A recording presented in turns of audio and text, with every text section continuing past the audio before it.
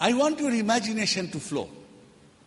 I want your thinking to go out of this conventional, canonical teaching. I want you to think differently. That's why I brought this stone to tell you that this will be an intercalator-like molecule. A nucleic acid will be a target. So therefore, the biggest problem is, if I take this and start doing, what happens? You see, that is more like the stone, right? One orientation it may bind, in another orientation it will bind to non-target. So I need specificity. So in the process, you are go on designing smaller and smaller molecule, but it is impossible to have a molecule which does not have a complementary surface or a shape or a charge, where something else can go and bind. Until we know all the structures of all the proteins in the human body, and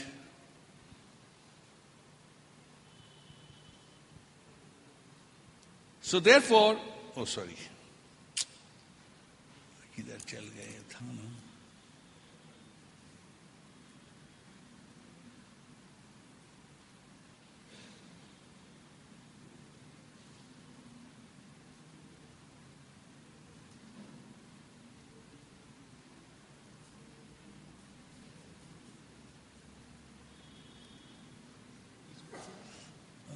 This one.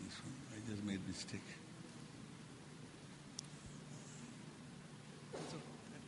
Yeah. So all of us have focused all these years in the active site. I'm saying let's not focus on active site.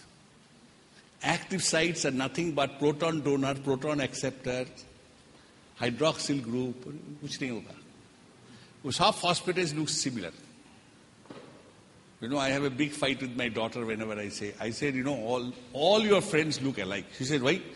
I said, all of you wear some blue jeans and some sort of dark t-shirt. So I can't figure out in a crowd, where are you? So same problem. The more uniformity, all active sites are very similar chemical function. Therefore, can we find a site which is non-active site, but binding there will actually collapse the active site? That's a new hypothesis. So if you take a stapler, I don't have a stapler here, I forgot. If you have a stapler, then again, this is the binding site. This is the active site. Different stapler. You go to stapler.com, you will see hundreds of staplers. Okay, there is a stapler.com. You can go and see. Okay? But if I put one chalk here, khatam, no? Irrespective of the size of the stapler, you are gone. So therefore, non-active site should be our target. And that's the model is telling you. Achilles' heel is to decide the structural determinant. Now how did it come? Let's say you were to collapse this building. Don't tell to principal, but I'm just saying as an example. You blow, you can change the window, change the door, change this, make it look ultra-modern, flooring, everything. Although wonderful flooring you have, but you can change everything. But you cannot change two things. Look at the structure. There is an engineering pillar, I'm sure somewhere, which is holding the structure. Correct? And there are some columns. Beautiful engineering. Right? You are not seeing obviously a structure.